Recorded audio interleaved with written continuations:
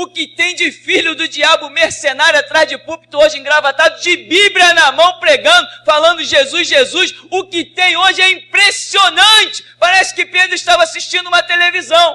Impressionante. Inigualável essa revelação. Amém.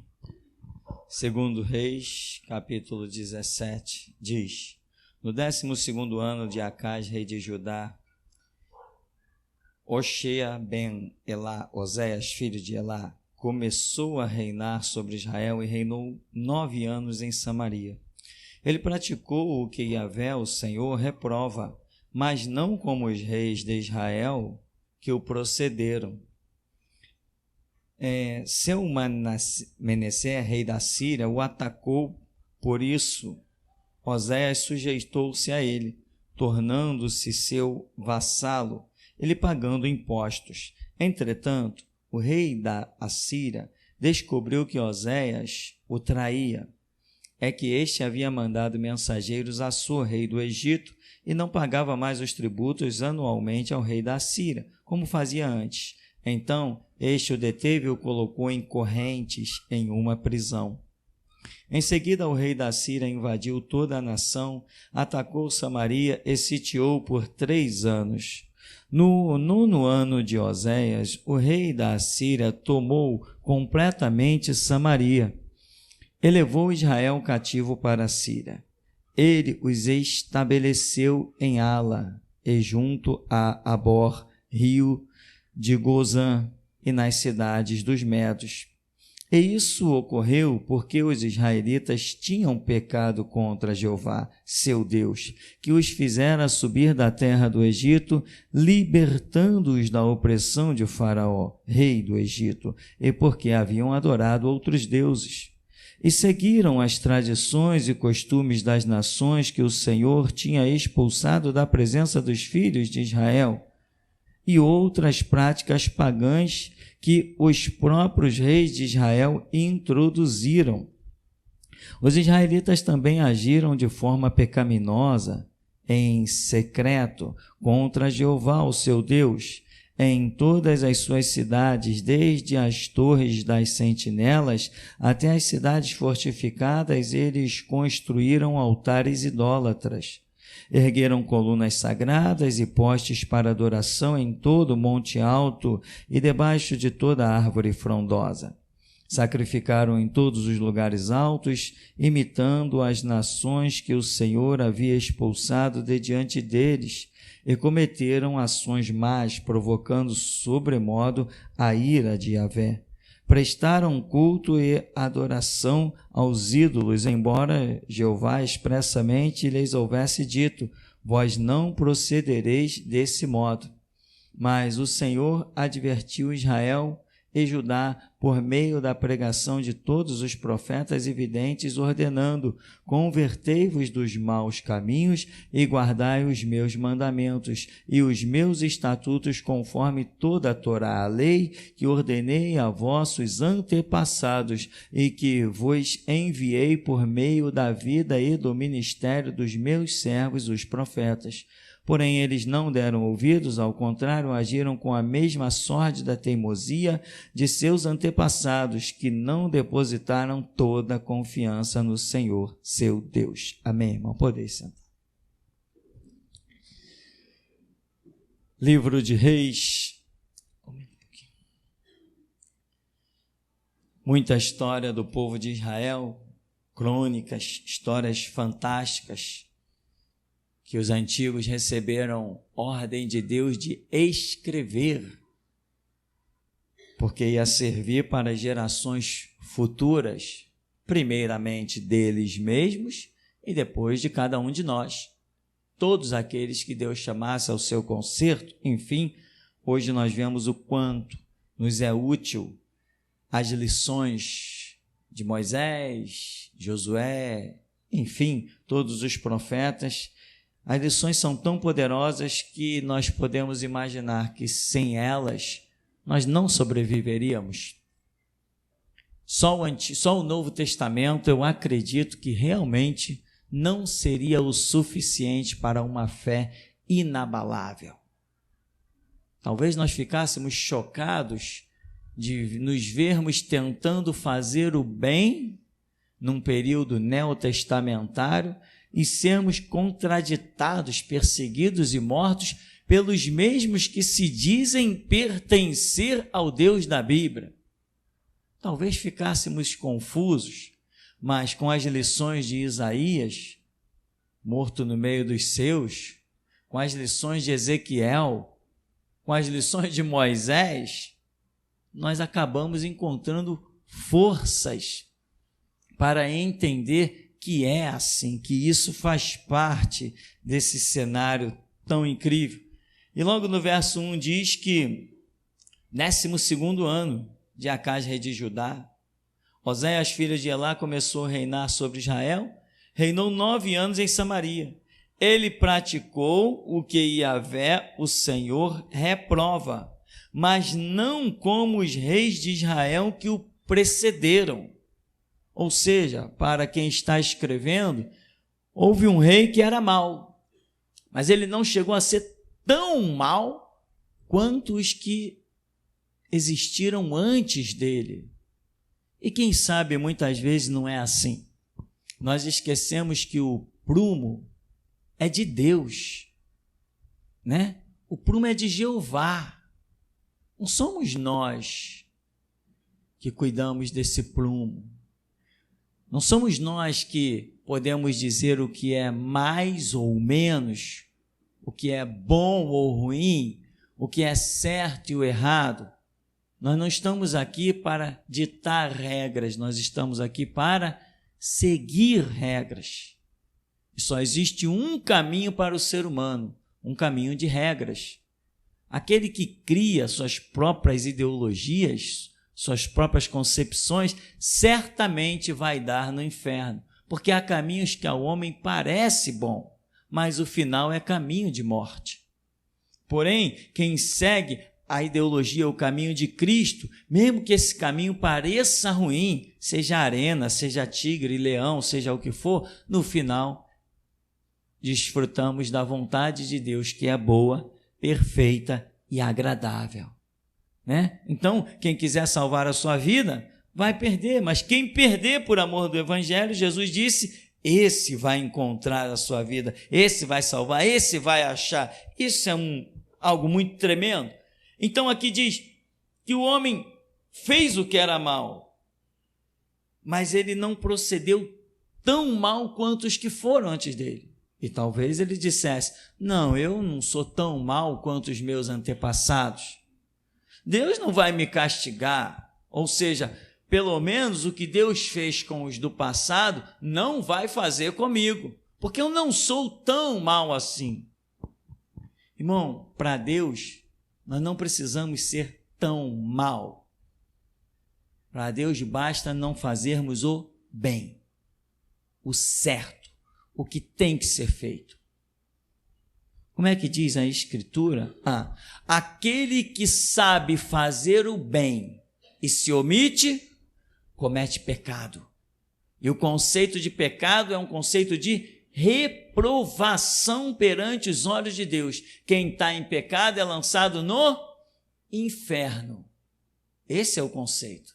Então, se alguém sabe o caminho do bem, não pode dizer, não, eu pelo menos não estou fazendo mal. Não, você é obrigado a fazer o bem. Você é obrigado a fazer o que é certo. Você foi posto na terra e você não tem escolha. Você é obrigado a fazer o certo, se quiser contemplar a vida que está para ser revelada. Se você não fizer o que é certo, você tem livre arbítrio, né? Você tem livre arbítrio. Você pode dizer, não, eu não quero fazer isso, eu vou fazer aquilo, ou eu não quero fazer nada, eu vou ficar inerte. Você pode. Mas diante de tudo que tu fazes, Deus te levará diante do grande juízo do trono branco. E ali tu vai ser cobrado, muitas vezes, não pelo que fez, mas pelo que deixou de fazer. Lembra do atalaia? Filho do homem, eu te constituí por atalaia. E se eu anunciar que vem a espada sobre a terra, e tu não anunciar ao ímpio, a minha espada vem e pega o ímpio. Mas o sangue dele eu vou requerer das tuas mãos. Por quê? O que o atalaia fez? O atalaia não fez nada, ele deixou de fazer. Ele deixou de anunciar. Qual a culpa do atalaia? Se o camarada está vivendo na impiedade, Deus vai lá e acaba com ele. Deus está cobrando do atalaia pelo fato não de ele ter feito alguma coisa errada, mas por ele ter deixado de fazer aquilo que aos olhos de Deus é o certo.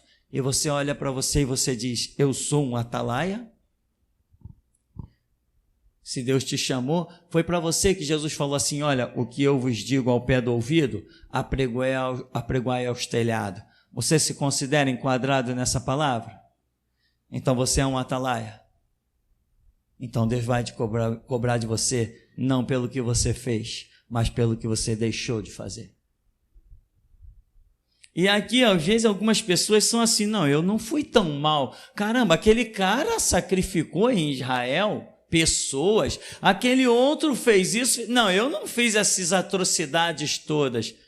Mas seja lá o que quer que ele fez ou deixou de fazer, não foi bom o suficiente para Deus. Veio o cativeiro, cercou Samaria e ele ficou ali tendo que pagar tributo anualmente. De repente ele se achou confiando no Egito. Não vou mais pagar tributo. Veio lá o rei lá da Síria, pegou ele, tu está preso, jogou algemas nas mãos dele, botou ele dentro de um cárcere e essa é a história. Porque tem realmente pessoas que se consideram assim, né? Alguém está dizendo, não, essa pessoa aqui não é tão mal quanto essa. Então, não, peraí, pelo menos, tá bem, aquela vai para o inferno, mas eu não sou tão mal quanto ela. O prumo de Deus, meu irmão, não é o mais mal ou menos mal. O prumo de Deus é a santidade. Então, quando você diz eu não sou tão mal, você está dizendo eu não sou santo e o céu é para os santos. Isso aqui é restauração.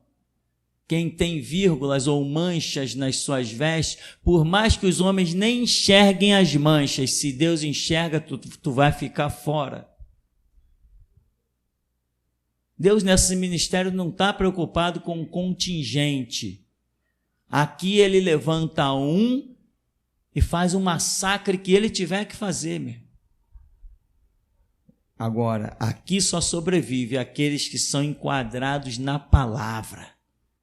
Aqueles que verdadeiramente são sal da terra e luz do mundo e cidade edificada sobre o monte.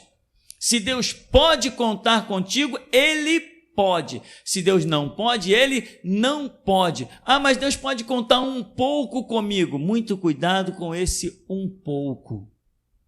Porque Deus não gosta, certamente não gosta, de usar alguém cujas vestes estão manchadas e lameadas. Certamente que Ele não gosta.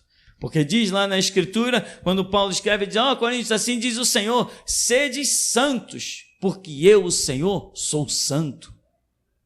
Santo não tem mancha, não tem vírgulas. Irmão, e para de ilusão. Pode parar de ilusão. Né? Esses dias eu conversava com uma irmã da África e eu dizia assim, não pensem em vocês. Não fiquem por aí, não pensem uns nos outros. Pensem na África que Deus colocou na mão de vocês. Sabe, irmão? Isso é esse ministério. Você não tem ideia aonde nós estamos influenciando vidas.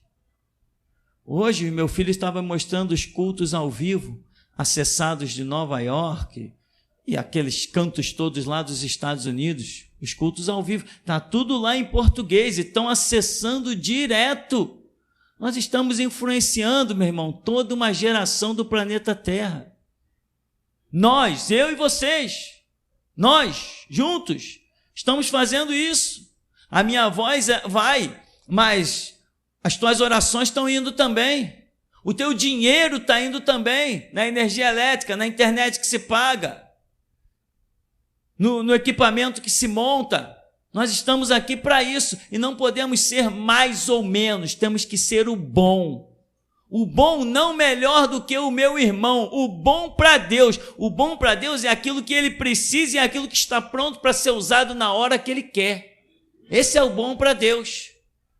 Deus não, quando procura na congregação, ele não passa quem é melhor. Esse daqui tá mais ou menos, eu vou procurar outro. Esse está melhor do que aquele. Não, Jesus não chama ninguém por comparação.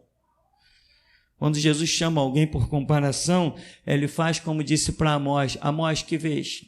E ele disse: eu vejo um prumo de pedreiro. Viste bem, porque eu vou passar no meio do meu povo de Israel. Então é essa a realidade, né? E muita gente às vezes se ilude com isso. Não, eu não sou tão mal. Parece aquele papo de ímpio. No começo da minha caminhada eu ainda tinha umas amizades, né? Naturais, e quando você tem um conceito de crente e está no meio de uma rodinha, ninguém consegue mais falar de mais nada. Qualquer assunto cai ali, na religião. É impressionante. Aí alguém estava falando assim: não, eu creio em Deus, eu temo a Deus, tal, mas eu não acho que eu vou para o inferno. Eu não sou tão mal quanto fulano. Viu o que aquele cara fez? Viu o que saiu no jornal? Não sei. Meu irmão, isso não nos interessa. Essas não são as nossas referências. As nossas referências são Jesus. A Escritura diz: olhando para Cristo, autor e consumador da nossa fé. E o próprio Senhor Jesus disse que a um servo não tem que ser igual ao seu irmão. A um servo tem que ser igual ao seu Senhor. A minha referência é Cristo. Se eu olho para Ele, eu tenho que estar lutando todo dia para ser igual a Ele. Igual a Ele. Igual a Ele. É exatamente assim. Ele é o nosso alvo. Se você jogar o seu alvo para um ser humano comum, se você jogar o seu alvo para o seu irmão, se você jogar o seu alvo para outros lugares, você nunca vai atingir aquilo que realmente está proposto para você. Veja aqui no verso 7,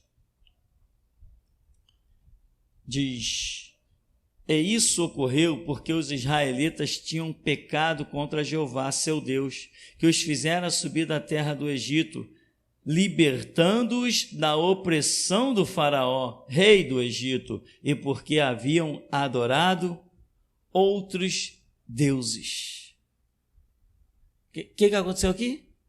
Esqueceram o benefício que Deus havia feito, a libertação, os livraram do chicote de Faraó, daquelas pancadas, né? da escravidão, do trabalho sem trégua de Faraó.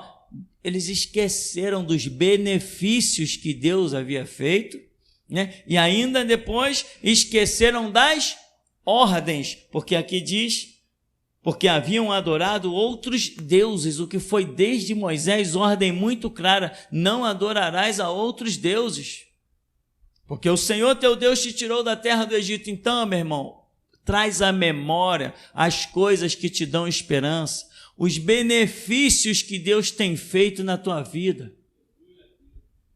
E cumpra as ordens dele, porque aquele que começou a boa obra vai aperfeiçoar até o dia de Cristo Jesus. Enquanto tu estás na terra, tu estás em processo de aperfeiçoamento. Deus tem uma glória tremenda, infinita. Então, veja, há benefícios que foram feitos. E tem pessoas que não são capazes de entender que se Deus foi benevolente uma vez, significa que Ele quer ser para sempre. Se Deus te fez um bem uma vez, significa que Ele quer te envolver nos seus bens. Ele quer te levar cada vez mais às águas profundas, te cercar como cercou Jó, de que até o diabo tenha inveja de quanto você possui, de quanto que você tem. Mas tem pessoas que não trazem em memória esses benefícios. E aqui Israel esqueceu que Deus o libertou. Israel esqueceu que enquanto as nações estavam caindo com pestes e mortandades, eles estavam lá de pé. Enquanto as nações eram devastadas por pragas, ora, as pragas não atingiam a nação de Israel. As colheitas estavam lá fartas. Deus tinha prometido que daria a chuva a seu tempo, que faria a terra se multiplicar, e às vezes eles olhavam assim e diziam, poxa, só restou quase nada. Vinha o profeta e dizia assim, desse nada aí, na próxima colheita vocês vão colher duplicadamente, que vai sobrar, vai sobejar. Muito benefício, muito benefício. E tem gente que é capaz de hoje sentar à mesa e comer um pão dado por Deus e amanhã se esquecer desse pão e dizer, eu quero carne. O Deus que dá o pão, dá também a carne. O Deus que dá a água, dá qualquer coisa que Ele queira dar, porque nada é impossível para Deus. Mas a nação de Israel é uma nação que vive debaixo do chicote, como debaixo do chicote dos problemas está até hoje. E até o fim vão ter que encarar uma guerra, porque não souberam trazer em memória, ter em conta os benefícios que Deus fez. Benefícios que Deus fez. Irmão, vê se você entende isso, deixa eu te contar a minha experiência. Certa vez eu estava numa situação terrível. Terrível. Sabe aquelas coisas que você não sabe o que vai comer amanhã? Sabe que você não sabe o que será no amanhã, senão que você tem uma palavra. Deus proverá, mas você não está vendo nada. Muitas vezes eu olhei para o amanhã e não vi nada, mas eu olhei para o ontem. E disse, não, se Ele foi beneficente comigo ontem, o futuro Ele será também. Muitas vezes o que me sustentou para que eu não entrasse, não ultrapassasse a linha do desespero, foi saber que se ontem Ele fez por mim, amanhã Ele também fará. Benefícios. Deus tem feito alguma coisa por você? Alguma coisa. Deus te deu um copo d'água no caminho. Deus te deu um ar para respirar. Deus te deixou irromper da madre quando muitos disseram não vai ser possível. Deus fez qualquer coisa por você. Não esquece isso que Ele fez. Qualquer coisa. Te botou um sapato nos pés, te botou uma meia, te aparou as unhas. Qualquer coisa que Ele fez, não esquece que muito mais Ele quer fazer. Mantém firme essa tua estrutura psicológica, essa alma, esse espírito, mantém firme, irmão. No verso 8 ele diz assim, seguiram as tradições e costumes das nações que o Senhor tinha expulsado na presença dos filhos de Israel e outras práticas pagãs que os próprios reis de Israel introduziram. Sabe o que se alguém aí tiver a versão revista e atualizada da Sociedade Bíblica do Brasil, esse verso 8 é impressionante quando diz, seguiram as tradições e costumes das nações, diz, seguiram os estatutos das nações. O que são os estatutos das nações? São as suas constituições. Estatutos são as suas regras, seus conjuntos de leis que as nações... E aqui o escritor de Reis está dizendo, uma das coisas que levou Israel à desgraça, ao cativeiro, à vergonha, à humilhação, foi porque eles seguiram as mesmas leis que as nações criaram. Eles seguiram as constituições. Eles seguiram os estatutos das nações. É por isso, meu irmão, que eu sou o único pastor no mundo hoje que está de pé, porque eu não sigo Constituição. Eu sou o único pastor no mundo que teve coragem de deixar Jesus pregar uma placa dessa. Bíblia sim, Constituição não. Sou o único!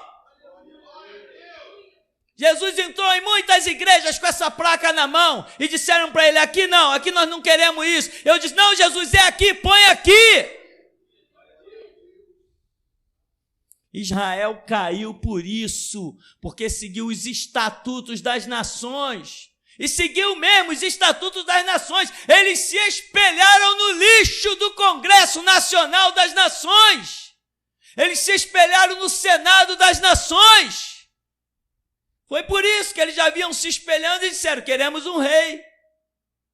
Nós não queremos rei. Nós queremos o Rei dos Reis, o Senhor dos Senhores, o Todo-Poderoso. Nós queremos é Deus. E se algum homem se sentir ofendido no Brasil ou no mundo, vem cá me matar. Porque aqui é assim. Constituição é coisa para a gente cuspir. Só reconheço um estatuto para a nossa vida e para os nossos passos: a Bíblia. Israel fracassou por isso, meu irmão. Israel caiu vertiginosamente, porque olhou para o estatuto das nações, olhou para a regra das nações. Aqui diz: seguiram as tradições e costumes das nações. Nessa versão não fica tão explicado. Muita gente, quando lê, não entende isso aqui. Essa tradição eram as leis que eles usavam nos seus comportamentos. Tipo hoje, não tem essa palhaçada no Brasil chamada Código Penal? Isso é uma palhaçada. Código Penal para pobre, não para rico. Código Penal do Brasil é para pobre, não é para rico. É para pobre. Código Penal no Brasil é fonte de enriquecimento de juiz e de advogado. Isso que é o Código Penal no Brasil. Para esse bando de safado e maçom canalha. Isso é para eles, isso não é para a gente não. Nós vivemos isso aqui, a nossa esperança está nisso aqui. Nesse Deus vivo. Que vai chegar uma hora, irmão, anda com Deus, porque vai chegar uma hora que Deus vai mostrar o quanto Ele está acima de tudo isso que tem por aí. Tu verás o quanto Ele é Jeová Mikadiskim mesmo. O Senhor quer a tua justiça. Disse de Quenu, que faz justiça pelo povo que se chama pelo seu nome. Ele vai te mostrar que Ele não tem só título, não. Ele não é o que está escrito sobre Ele. Ele escreve aquilo que Ele é. É Ele que faz. Ele não se apresenta com nome, não. Ele se apresenta com feitos. Foram nós, homens, que demos nomes para Deus pelas grandes obras que Ele realiza. Então, meu irmão, no Congresso tem essa palhaçada aí para enriquecer juiz, corrupto e advogado. Onde já se viu traficante ter advogado? Onde já se viu isso, traficante ter advogado? Com que dinheiro se paga um advogado? Dinheiro de roubos e assaltos e assassinatos? Traficante foi pego, meu amigo. Tudo que é dele tem que estar bloqueado. É tudo ilícito. E vem advogadozinho de meia tigela. Vem cá, está defendendo o cara? Ah, todo mundo tem direito à defesa. É mesmo, ele vai te pagar com qual dinheiro? Com que ele assaltou de quem? Com que ele matou de quem? Com que ele matou para roubar o carro de quem? Como que ele vai te pagar? Ah, então você aceita dinheiro ilícito para defender o cara? Então tu está preso também em formação de quadrilha. Eu nunca vi isso. No Brasil, o traficante tem advogado. E o advogado não é o cara do Ministério Público. É particular. De onde vem dinheiro de traficante para pagar advogado? Paizinho de merda. Com ladrões no poder. Um bando de maçom enriquecendo na desgraça dos outros. É isso, meu irmão. E tem crente palhaço que ainda se espelha nessa porcaria chamada Congresso Nacional. E depois ainda tem o descaramento de passar por mim na rua e dizer: pô, nós que somos pastores. Eu olho para o cara: nós que somos pastores, meu amigo. Não, porque sabe como é? Meu irmão, faça um favor. Nós só seremos pastores iguais o dia que tu vê um político entrar na minha igreja. Aí nós seremos iguais. Enquanto tu não vê isso, nós não somos iguais. Somos muito diferentes. Faça-me o favor. Faça-me o favor. Eu sou o único pastor sobre o globo terrestre hoje. Sou o único, meu irmão. Eu sou o único. Eu sou o único que tem a coragem de falar o que fala e está esperando quem vem aí dizer está preso. Sou o único. Tem mais ninguém que se compare a mim, meu irmão. Viver ou morrer não vai fazer a mínima diferença, mas ver Cristo Jesus glorificado, isso sim vai fazer diferença. E aí, as pessoas estão seguindo regrinhas e constituições. Uma igreja preocupada com as leis do Congresso. Ficou um palhaço assembleano aí se debatendo, porque vai ser aprovado o aborto, porque vai ser aprovado os gays que vão se beijar pelas ruas. Meu irmão, não, porque vai entrar o gay dentro da igreja e vai dar beijo gay dentro da igreja e nós não vamos poder fazer nada. É mesmo, é? Me mata de rir. Aprova a lei e bota o casal de gay aqui dentro, que eu quero ver se não vamos fazer nada. Eu quero ver. Bota aqui dentro e bota o exército junto com eles. Eu quero ver. Isso aqui não segue Constituição, meu irmão. Nós já temos a nossa lei, meu irmão.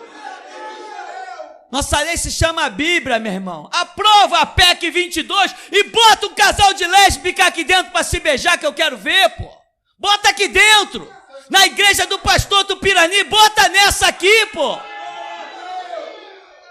Dentro de uma assembleia pode botar e ninguém vai dizer nada, não, porque dá cadeia. Quero ver aqui, aqui não dá cadeia, aqui dá é morte. Aqui se profanar o nosso santuário, meu irmão, a coisa fica estreita. Aqui quem manda somos nós. E a nossa lei é muito clara, pela qual vivemos e morremos. Fica esses palhaços se estressando. Vão levar a igreja, uma caravana, para fazer faixa lá em Brasília. Meu irmão, nossas faixas, meu irmão, fica pendurada nas nossas igrejas. No nosso Facebook para todo mundo ver, sabe? Em tudo que é canto, no nosso WhatsApp, é no Instagram, é no Orkut, em tudo que é canto, no Twitter, é lá que nós colocamos as nossas faixas, porque elas não vão para um momento não, de um grito e acabou, elas vão lá e ficam.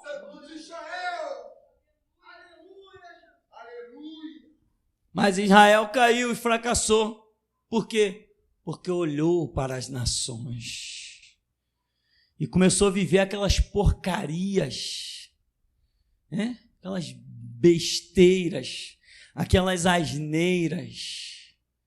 Agora, um monte de político do Brasil foi preso por corrupção, lavagem de dinheiro, formação de quadrilha, roubos imensos. E apareceram os advogados desgraçados, corruptos, filhos do diabo, ladrões, para defender os políticos. E ninguém disse assim, tu vai defender o cara de graça? Não, doutor, de graça não, eu sou advogado. Não, mas o cara não tem dinheiro, o dinheiro dele é sujo, tu quer? Advogados estão recebendo nessa nação o dinheiro mais sujo. O dinheiro que matou pessoas nas filas dos hospitais, os advogados estão recebendo. O dinheiro de lavagem de dinheiro através de agências de automóveis. Dinheiro que foi utilizado até para eutanásia, matar pessoas dentro dos hospitais. Os advogados estão recebendo. Ninguém diz nada, ninguém faz nada. Mas 2070 está chegando, irmão. E nós vamos fazer. Se vamos. Se vamos, eu imagino que nossa fome e sede de justiça só vai se cumprir no milênio, quando nós viermos com as próprias mãos realizar a justiça.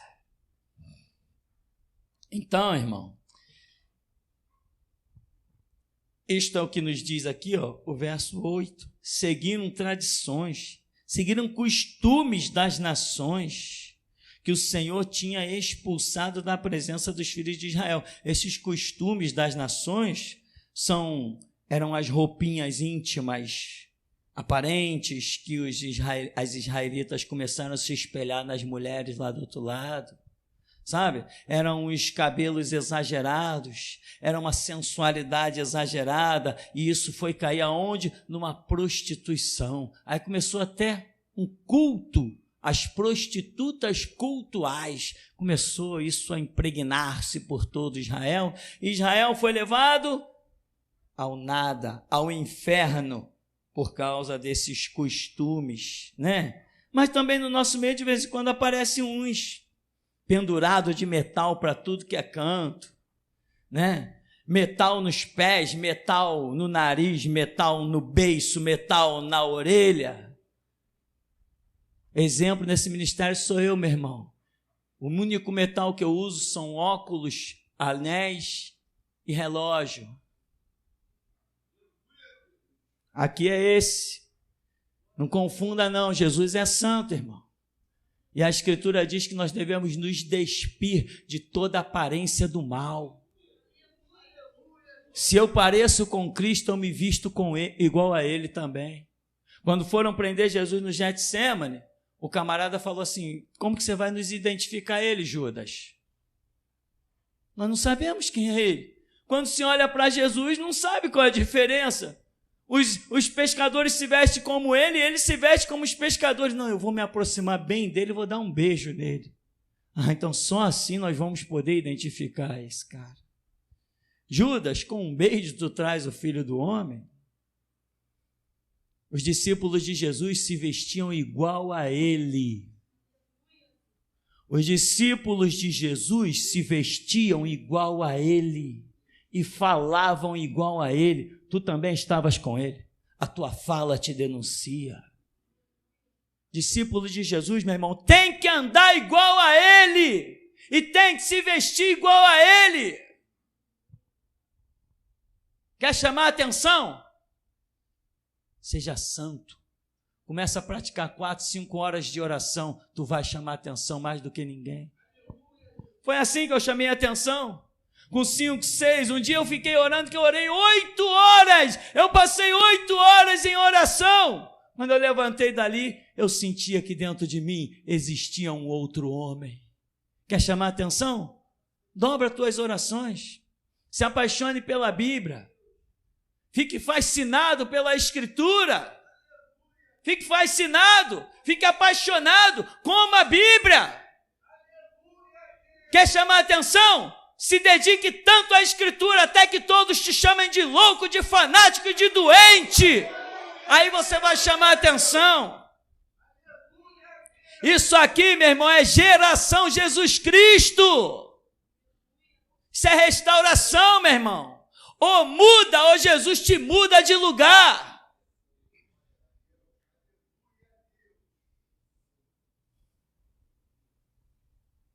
Os israelitas também agiram de forma pecaminosa, em secreto, no verso 9, contra Jeová, o seu Deus, em todas as suas cidades, desde as torres de sentinela até as fortificadas construções, altares idólatras, etc. Eles agiram em secreto. Ora, o escritor aqui sabe muito bem que ninguém consegue fazer nada secretamente para com Deus. Ninguém consegue. Mas por que ele escreve que os israelitas agiram em secreto? A outra versão diz, eles agiram em oculto. Por quê? Porque essa foi a intenção deles. Eles achavam que poderiam fazer alguma coisa escondida de Deus. Não, meu irmão, nós só conseguimos esconder coisas dos homens. De Deus ninguém esconde nada. E para se conquistar as coisas com Deus, só com um coração quebrantado, contrito, limpo, cristalino. Pisou na bola, não adianta dizer para Jesus que estava em cima da prancha. Tem que chegar para Jesus e dizer assim, Jesus, eu pisei na bola. Vacilou, tem que chegar para Jesus e assumir. Jesus, eu vacilei. Não teve caráter, tem que chegar. Jesus, eu não tive caráter. Tem misericórdia da minha alma, porque aquele que confessa e deixa, alcança a misericórdia, mas aquele que muitas vezes é quebrantado e endurece a sua cerviz, será abatido sem que haja recuperação. É isso que diz a Escritura. Então, muita gente pensa que consegue fazer coisa oculta. Não, o pastor não sabe, a igreja não sabe. Por acaso é ao pastor que você vai ter que prestar contas? Por acaso é a igreja que você vai ter que prestar contas? Você pode até iludir-se com o pastor e o pastor te dá um belo cargo. Vem cá, irmão, você que é um santão, vem cá, vem cantar na frente. Vem aqui, vem orar, tal. E quando tu está aqui na frente, é exatamente aquela hora que o Espírito de Deus deu ordem aos anjos para te atravessar com a espada. Exatamente naquela hora. Como tantos que nós já vimos ir à frente da igreja, e quando chega à frente da igreja, o anjo vem e lhe arranca a cabeça. Por quê? Porque tem coisas ocultas aos meus olhos, mas jamais aos olhos daquele com quem nós temos que tratar. É com ele, irmão, que temos que tratar. E tem gente até que diz assim, tá vendo? O pastor não sabe de nada. O pastor me chamou até a frente, meu pecado está escondido. Ou então, não, a minha conduta não tem nada a ver, senão o pastor nem me chamaria à frente. Muitas vezes, meu irmão, para que o estrago seja bem terrível, é necessário ir às mais altas alturas. Quem cai de 0,5 metro não faz quase nada. Quem cai de 1,5 metro também não faz quase nada. Mas cai de 10 metros para ver. Muitas vezes, antes de Deus abater, primeiro, ele exalta. Porque abater quem está no anonimato, ninguém vê nada. Mas abater quem está no destaque, o mundo inteiro vê. Não brinca com Jesus, não, porque horrenda coisa é cair nas mãos do Deus vivo. Aqui no verso 13 diz: mas o Senhor advertiu Israel e Judá por meio da pregação de todos os profetas e videntes: convertei-vos dos maus caminhos e guardai os meus mandamentos e os meus estatutos, conforme toda a lei que ordenei a vossos antepassados e que vos enviei por meio da vida e do ministério dos meus servos, os profetas. Porém, eles não deram ouvidos, ao contrário, agiram com a mesma sorte da teimosia de seus antepassados, que não depositaram toda a confiança no Senhor, seu Deus. Duas coisas nós temos para aqui encerrar. Primeiro, que no verso 13 diz que, olha, eu já os adverti por meio de pregações desde os antepassados. Irmão, ou seja, eles já nasceram ouvindo essas coisas, mas não foi o bastante para permanecerem firmes. Tem gente que ouve, mas sua vida não muda. Não muda. Irmão, cada coisa que você ouvir e sabe que é de Deus, agarra aquilo e aposta a vida. Não deixa passar, não espera o outro dia, não seja um ouvido de mercador, meu irmão. Você está ouvindo e um dia tudo que você está ouvindo vai ser cobrado de você. Ou você acha que está ouvindo à toa? Se Deus te fez ouvir, meu irmão, é porque Ele vai te cobrar. Tudo que Ele te dá e o que Ele mais dá são palavras. De cada uma dessas palavras, Ele vai te cobrar. Jesus falou, se alguém não crê em mim, eu não julgo. Mas as minhas palavras o julgarão no dia do juízo. O que mais Deus nos tem dado são palavras. E pessoas ouvem, que nem esses daqui, né? Desde que eles são crianças, eles estão ouvindo. Não adianta nada. Chegou agora que já são velhos, vai todo mundo escravo para o cativeiro. Ao contrário, deveriam estar em abundância, em paz, emprestando a muitas nações e de ninguém tomando emprestado. No entanto, vão ser levados com correntes como escravos. O que você tem feito com o que você tem ouvido? Quando eu digo assim, irmão, nós não temos irmão batista, não. Você diz, não é bem assim, não. Eu sou apaixonado pela minha mãe, pelo meu pai. Domingo eu tenho que ir lá no culto, porque minha mamãe vai cantar. Vai lá e fica junto com ela, canta para lá também. Fica por lá de vez. Você consegue ir prestigiar um batista rebelde, contumaz, obstinado, sustentador da maçonaria? Se você consegue isso, o que você vem fazer aqui? Que tempo perdido?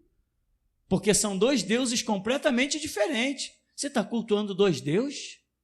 Se você acredita num Deus batista, você não deve pisar mais aqui, porque aqui o Deus é outro, não é o mesmo dos batistas. Se você acredita num Deus assembleiano, você não pode voltar aqui, porque aqui o Deus não é assembleiano. Então decida a sua vida. Você está ouvindo coisas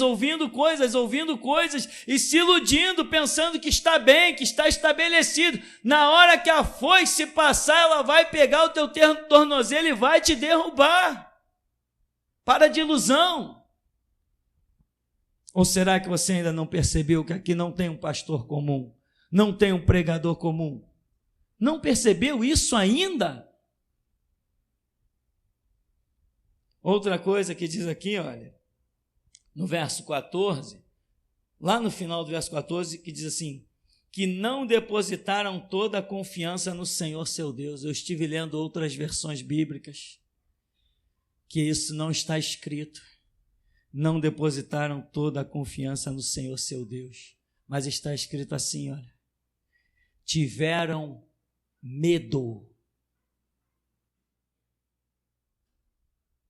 Tiveram medo, não do Senhor seu Deus, tiveram medo das nações, tiveram medo dos inimigos, tiveram medo das adversidades, ou seja, não depositaram a confiança. Eles não acreditaram na provisão de Deus, não acreditou que Deus seria um soldado valente para lhes dar a vitória no meio dos inimigos.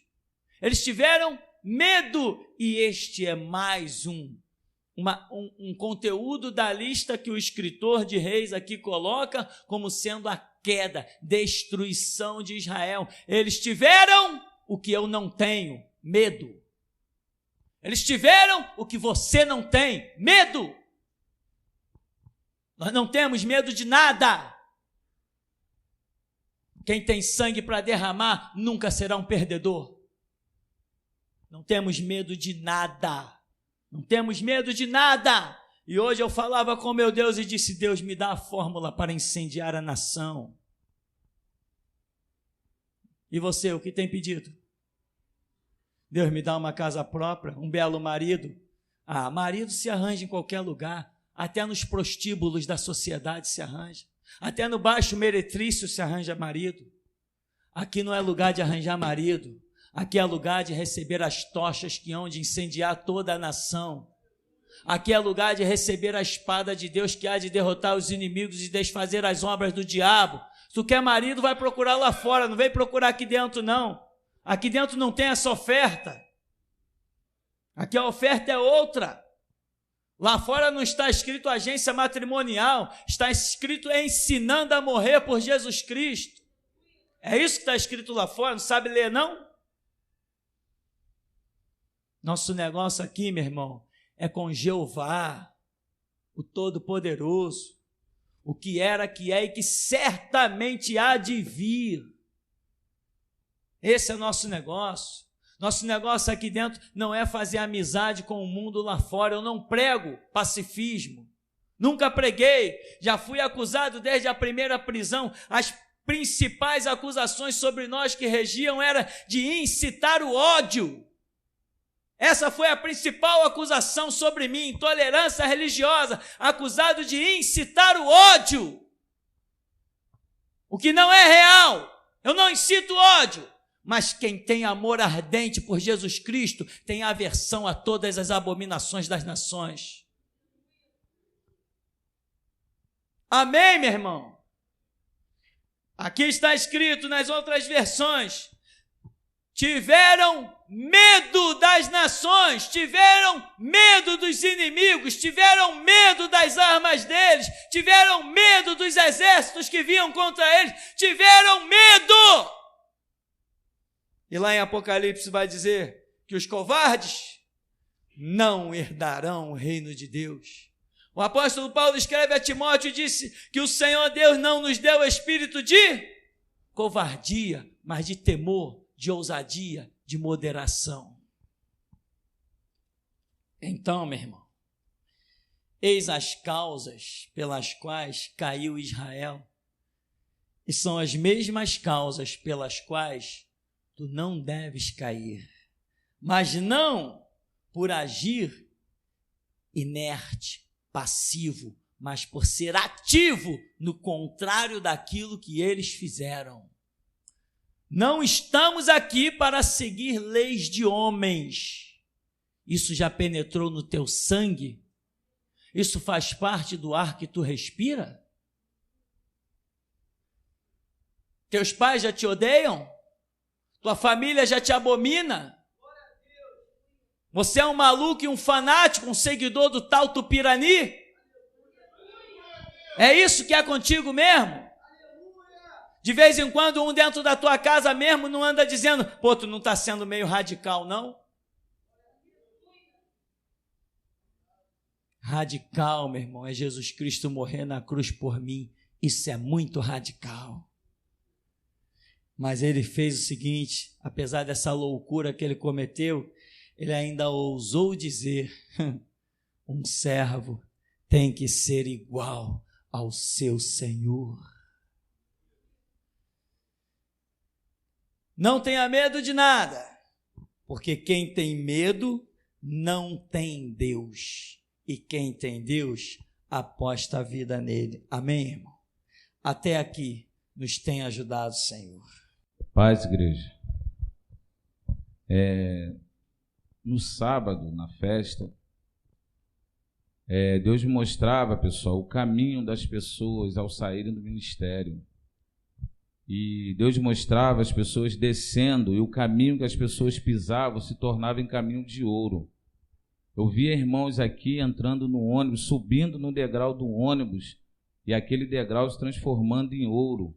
Eu vi irmãos passarem na roleta e aquelas roletas se transformarem em ouro. Até o banco que as pessoas sentavam, pessoal, se transformava em ouro. E vi também uma grande mesa branca aqui na frente, no sábado. E nessa mesa tinham 23 lugares, sendo que os 2 lugares da ponta estavam o sacerdote da igreja e o homem de branco. E as cadeiras que estavam em volta eram 21 lugares. Amém. E hoje, no começo, Deus mostrava aqueles pinheiros que as pessoas usam muito nessa época de ano, Natal.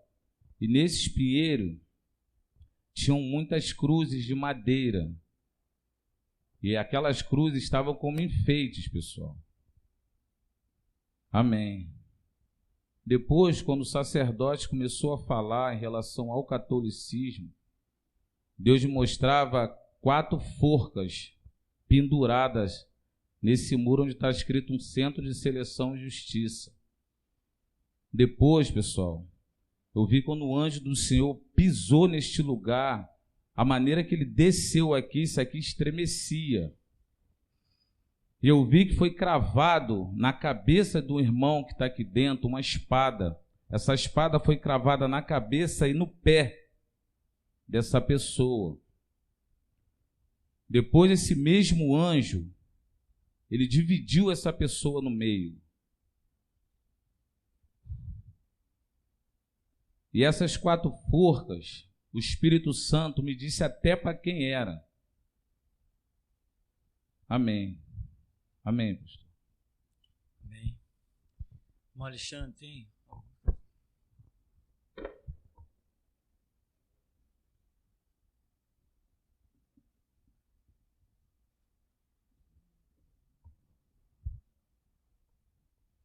Amém.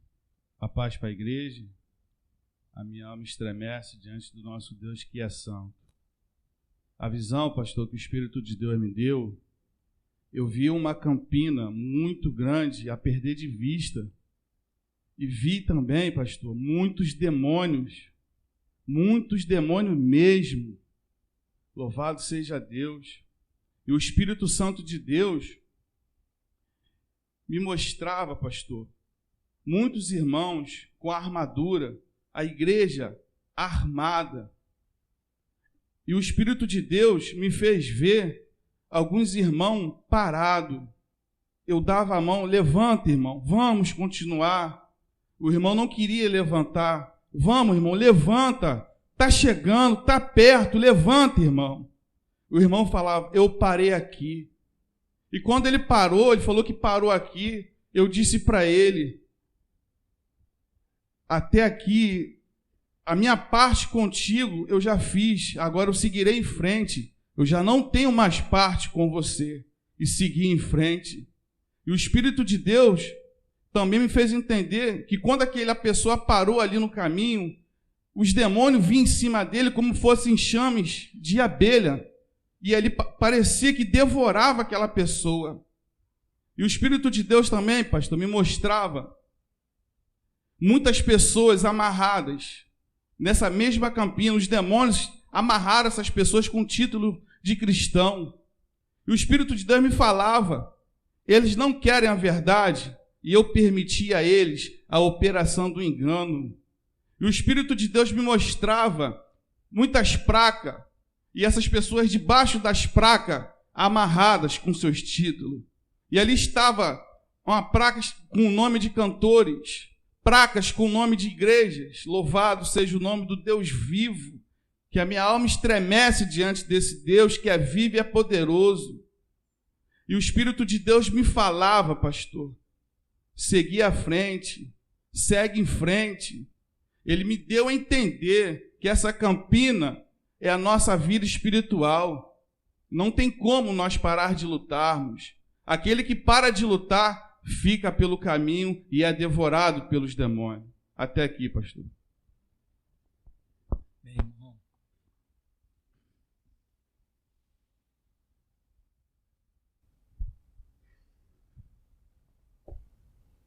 Eu via no começo, quando a igreja se transformou numa espécie de uma teia.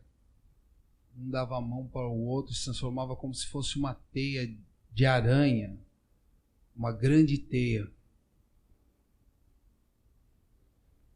Não é hora de desunião, é hora de união, pois dessas coisas eu me agrado, assim diz o Senhor. Eu vi um homem que ele foi cortado ao meio, e essa espada era do mundo. Então eu vi quando um anjo veio e passou a asa sobre ele, sobre esse homem cortado.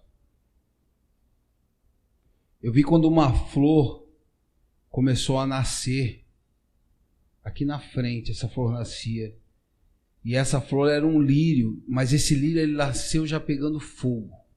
Essa flor ia se formando. Eu não vi ela se formar inteira, mas eu vi ela começar a se formar, e até a metade ela se formou. Quando foi falado do catolicismo, o irmão André estava orando, eu tive uma visão.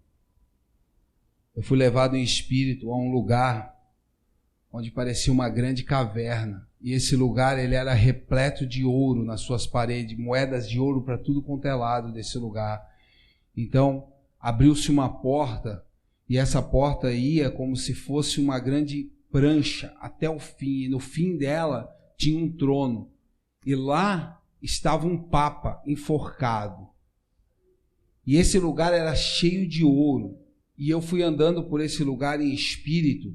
Então esse lugar parecia como se fosse um organismo humano, e o anjo que estava comigo, ele abriu a parte como se fosse uma pele humana. Ele abriu e eu vi sangue por baixo, como cortando uma pele humana. Então ele me tirou daquele lugar e eu entrei dentro de templos católicos. Em cada templo católico havia um demônio.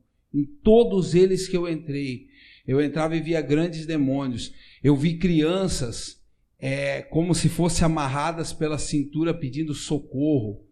Eu vi padres totalmente possessos. Então eu fui levado até o Vaticano, e chegando ao Vaticano, um grande demônio negro escondeu, ou queria esconder, o Vaticano. Ele cobria o Vaticano, esse grande demônio. Então um anjo me levou novamente para aquela sala de ouro. E ao chegar naquela sala, onde as paredes e tudo eram moedas de ouro, ali começou aquele organismo a se abrir, e o sangue começou a cobrir as moedas de ouro, e as moedas de ouro já não existiam mais, e aquilo virou tudo sangue, por completo, sangue em tudo quanto é lugar. Então eu vi um crucifixo virado de cabeça para baixo e nele estava um demônio pregado. E esse ouro começou a se sumir e virou tudo em sangue. E eu vi uma grande águia entrando nesse lugar e ela pisava no sangue daquele lugar. E esse sangue não é sangue de mártires. Isso foi falado na visão, não é sangue de mártires. E ela pisou nesse sangue e um grande demônio tentou vir contra ela, mas não teve forças. E assim diz o Senhor: eu trarei a juízo todos aqueles que brincaram com meu nome, todos aqueles que zombaram de mim, levantando uma palavra como se fosse a minha, mas eu nunca estive com eles, e nesta hora eu te levantei, Elias. Faze a guerra, provoca a guerra, pois eu sou contigo em cada passo, em cada mover, em cada agir. Aleluia. Quando o Senhor Mestre falou do Atalaia, eu vi 2 lápides. E logo após foi me revelado que essas 2 lápides é de um casal que está aqui dentro. Quando eu estava aqui tocando gaita, no último louvor, eu estava aqui e quando eu abri os meus olhos, eu vi cavalos entrando nesse lugar. Cavalos de guerra como eu nunca tinha visto antes. E os cavalos entravam sem ninguém estar montado em cima. Foi um espiritual tão forte. Eu nunca tive uma visão tão forte na minha vida. Eu vi cavalos vindo voando por aquela porta e eles fecharam esse lugar todinho. Vários e vários cavalos de guerra.